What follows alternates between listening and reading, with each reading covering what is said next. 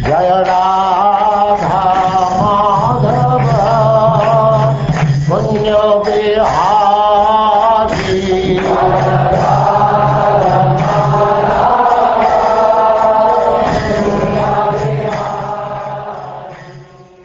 And now Chapter 3. The Marriage of Sukanya and Chayavana Muni.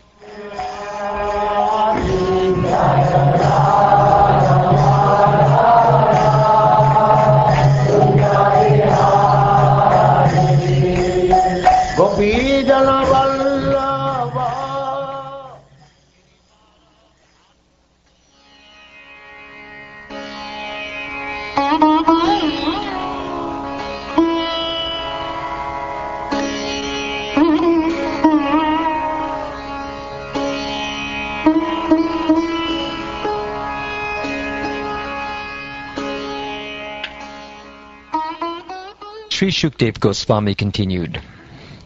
O king, Sharyati, another son of Manu, was a ruler completely aware of Vedic knowledge. He gave instructions about the functions for the second day of the yajna to be performed by the descendants of Angira.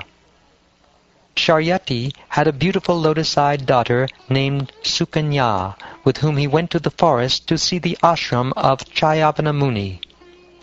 While that Sukanya, surrounded by her friends, was collecting various types of fruits from the trees in the forest, she saw within the hole of an earthworm 2 things glowing like luminaries. As if induced by Providence, the girl ignorantly pierced those 2 glowworms with a thorn, and when they were pierced, blood began to ooze out of them. Thereupon all the soldiers of Sharyati were immediately obstructed from passing urine and stool. Upon perceiving this, Sharyati spoke to his associates in surprise. He said, "How strange it is that one of us has attempted to do something wrong to Chayavana Muni, the son of Bhrigu. It certainly appears that someone among us has polluted this ashram." Being very much afraid, the girl Sukanya said to her father, "I have done something wrong, for I have ignorantly pierced these 2 luminous substances with a thorn." After hearing this statement by his daughter, King Sharyati was very much afraid. In various ways he tried to appease Chayavana Muni, for it was he who sat within the hole of the earthworm. King Sharyati, being very contemplative, and thus understanding Chayavana Muni's purpose, gave his daughter in charity to the sage. Thus released from danger with great difficulty, he took permission from Chayavana Muni and returned home. Chayavana Muni was very irritable, but since Sukanya had gotten him as her husband, she dealt with him carefully, according to his mood. Knowing his mind, she performed service to him without being bewildered.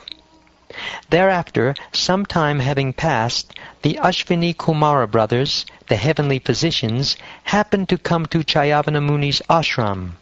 After offering them respectful obeisances, Chayavana Muni requested them to give him youthful life, for they were able to do so. Chayavana Muni said, "Although you are ineligible to drink somaras in sacrifices, I promise to give you a full pot of it. Kindly arrange beauty and youth for me, because they are attractive to young women." The great physicians, the Ashvini Kumaras, very gladly accepted Chayavana Muni's proposal. Thus they told the Brahmin, "Just dive into this lake of successful life. One who bathes in this lake has his desires fulfilled."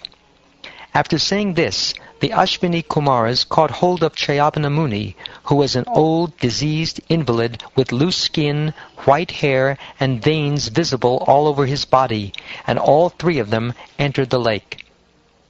Thereafter, 3 men with very beautiful bodily features emerged from the lake.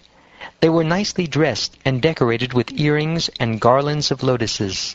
All of them were of the same standard of beauty. The chaste and very beautiful Sukanya could not distinguish her husband from the 2 Ashvini Kumaras, for they were equally beautiful. Not understanding who her real husband was, she took shelter of the Ashvini Kumaras. The Ashvini Kumaras were very pleased to see Sukanya's chastity and faithfulness. Thus they showed her Chayavana Muni, her husband, and after taking permission from him, they returned to the heavenly planets in their plane. Thereafter King Sharyati, desiring to perform a sacrifice, went to the residence of Chayavana Muni. There he saw by the side of his daughter a very beautiful young man, as bright as the sun.